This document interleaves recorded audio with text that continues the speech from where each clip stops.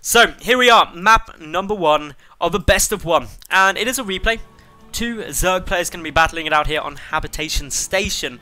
Very much looking forward to seeing how these two interact. Let me introduce them. Spawning up in the top right hand position as the red Zerg player representing Team Acer. None other than Nerchio. And his opponent to the top left, the blue Zerg. I can assure you he represents Team Evil Geniuses. None other than Stephano. So, Stephano v Nerchio. A lot of fun going to be coming up here. It makes me very excited casting games like this, because these are 2 powerhouse European Zergs, and therefore it makes me get a little bit tingly in my StarCraft sense.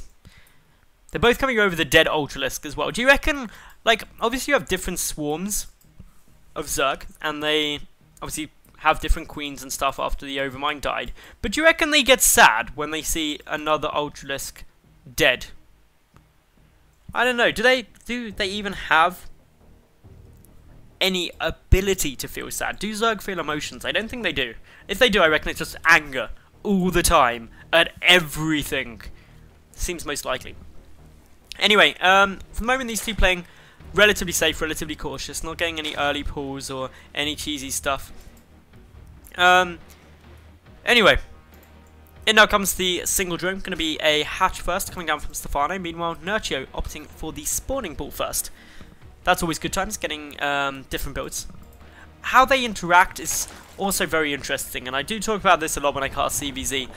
There's some debate on how much of an economic hit you take by getting the spawning pool first, as opposed to the hatch first, because you get the queen out sooner, therefore you can inject sooner, and you get 4 more lava sooner. That's actually quite a big economic boost if those become 4 drones. And that's where you start getting those interesting debates. But the hatch first is generally assumed to be better for a more long-term game. Whether or not that actually benefits Stephano or not, we'll have to keep an eye out for. So Overlord's just positioning themselves nicely between the 2 players' bases. Interestingly, Stephano keeping 1 Overlord here in the center of the map. The other one just came over, and you can see, okay, well, it's a pull first going into a gas. He now knows his opponent's gas timing. We'll know about the fact that the hatchery is already down by that gas timing, despite him not actually, as far as I'm aware, scouting it. No, hasn't come down. He just knows that, okay, well, if the gas is then he must have an expansion. Otherwise, where did the money go? Stephano, on the other hand, opting not to get any gas yet, getting it a little bit later. He's safe to do so because he knows the timing of Nerchio's gas. He can wait patiently, get out a few more minerals, squeeze a couple more drones. He's already 1 drone up. Adding in 6 lings as well, so this is actually quite a big reaction of Zerglings to seeing just 2 lings making out 10 lings now on their way through. And they are being hidden back. This could be a very cool little build now. Drones coming through. Zerglings are going to be trying to intercept these 2 that already make their way across. Couple more lings trying to hide their way out, just running forward. 6 lings still doesn't seem crazy, but it's worth noting that more have been seen. Nerchio should start production of more lings. 4 on the way. He's got 4 lava just popping out from that earlier inject, and therefore could get out enough in order to defend this. Stephano still setting up those 10 lings, going to be up against 6, droning behind this. Nerchio able to get a 2 drone lead at the moment. And where it goes from here, it all comes down to how well Nerchio is able to control against these lings. He's got a few more in production. The queen is going to get prioritized. If that goes down, it's actually a very significant loss. A couple of Zerglings are there. The queen is going to get very low. Will it get taken down? Yes, it will. Big hit there for Stephano. And now hurts the inject at this natural base. So that's already a big delay in injects. A massive hit to lava production. And some of the benefit of going for that spawning pool early has been reduced. Stephano also adding in a 4th queen, so he's getting 2 creep tumors down, and this is something you don't see many Zerg players do. For the moment though, Stephano adding in just an additional extractor. Oh, I take that back. His first 2 extractors. They're very late, as well as the double evolution chamber. It starts acting as a nice little wall off, and with the 2 queens there, he should be relatively comfortable defending against most of the things that could be thrown his way. Otherwise, we're not seeing that much else come down. A queen obviously has replaced the one of the natural base, so the inject is there now for Nerchio, but it's already going to be hurting a bit. Stephano, a fraction down in the drone count, but not by a huge amount, just 4 at the moment. What Nerchio does have, though, is the Roach Warren coming through. Stephano leveling out that drone count now, a little way more, actually taking a small lead in it as those additional lava start becoming beneficial. The double evolution chamber not yet being utilized. +1 missile attack coming through though. Probably going to see +1 carapace added in there, or certainly would hope to see so, as well as 2 additional gases being added in. This is likely to be followed up into a roach warren. What I do find quite interesting though is that we don't yet actually see any sign of a lair. And the reason that's quite interesting is because often you get a lair here to get a roach speed timing push, but instead, nope, we're just getting Nerchio get down a third base that Stephano, and this really is quite surprising. Stephano doesn't know that this third is coming down. He hasn't got an Overlord or a Zergling or anything positioned there, which is usually very common. The other interesting thing is 6 queens are down for Stephano. That's allowing him to start pushing forward, taking out Overlords, reducing the map vision available to his opponent. One lone Overlord trying to chase this down. Of course, Nerchio not with enough on the field to be able to do that much.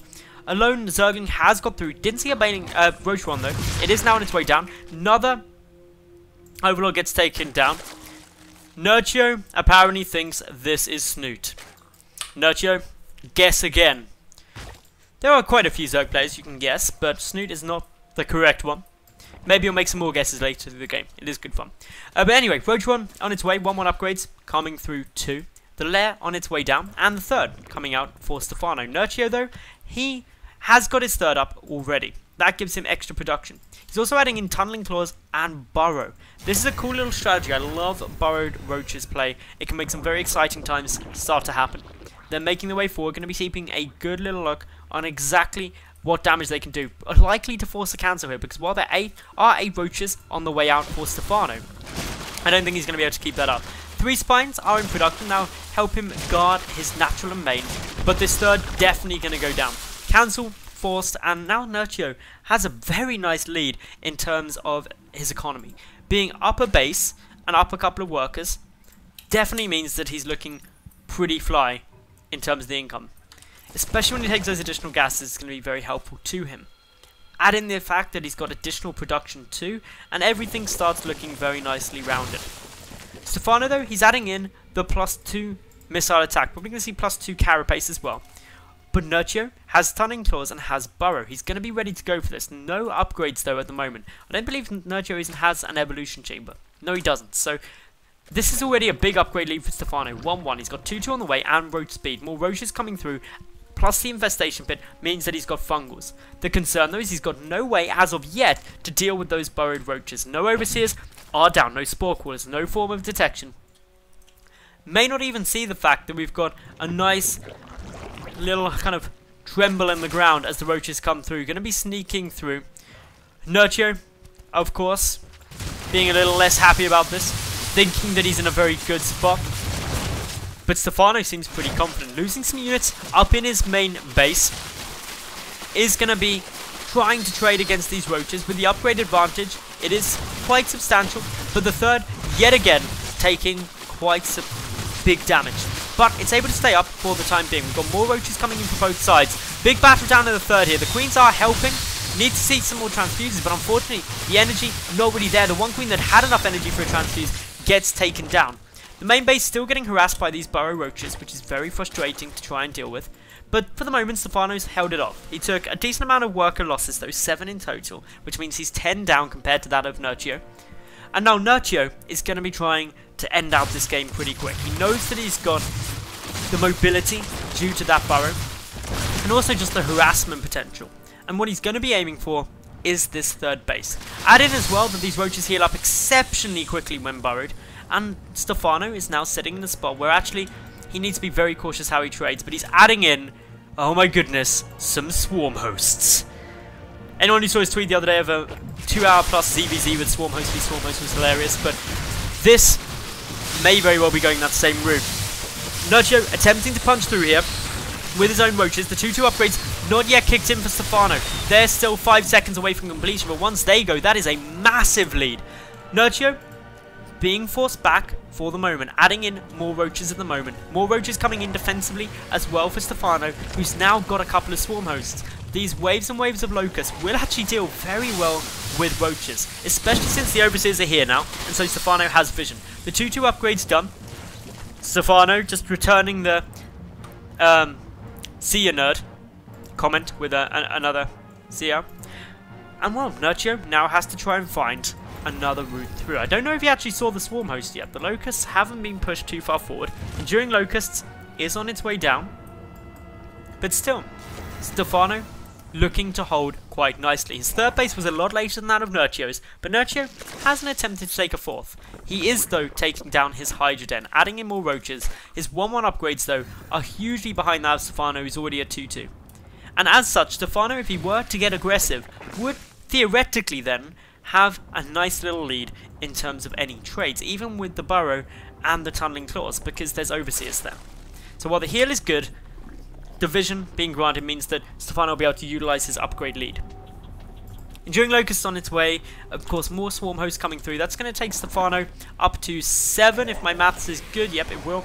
And that's already 14 Locusts. And unlike in, say, ZVP or ZVT, where there's some form of splash for your opponent, Zerg players have no splash to deal with Swarm Hosts. And therefore the Locusts really do start compounding in how effective they are. Add in a lot of Spine Crawlers and this is very annoying. So how would you look to potentially go up against this as a Zerg? Well, one of the big things I'd be looking towards is the possibility of switching into Mutalisks. Because there's no anti-air here aside from Spore Crawlers.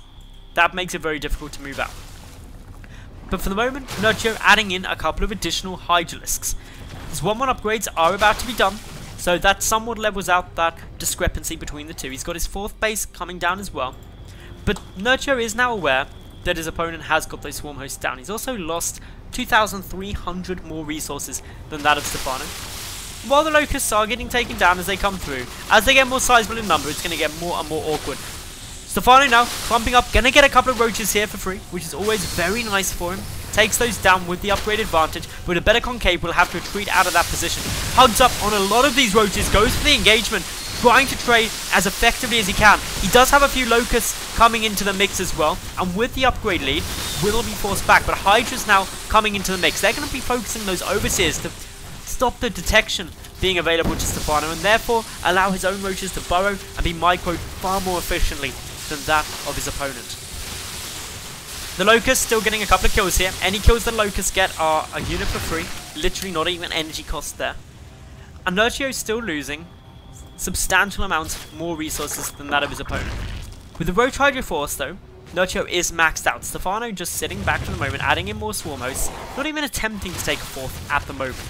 Instead, just waiting back, sending wave upon wave of Locusts through. They're starting to chip away at unit upon unit of Nerchio. And Stephano also now adding in his Hive. So still we see more damage coming through. These Locusts actually picking off a good amount of stuff. With the 2-2 upgrades, they are fairly tanky and dish out a good amount of damage as we're seeing here, especially when there's a sizable number of them. The Roaches burrowing up just to heal as fast as they can, but with so many Locusts just endlessly coming, Nerchio cannot possibly trade well, losing now double the resources of his opponent, so he has to go very aggressively. Unfortunately, the Overseer is getting taken down. That stops any detection being available, and Nerchio leaves the game due to a couple of roaches counter-attacking, which were doing nice damage, but I suspect more so because he knows that he's not going to be able to counteract this. So congratulations there to Stephano, and he wins the game. So I guess see you, Nerchio, is what Stephano would have loved to have said before the GG went down.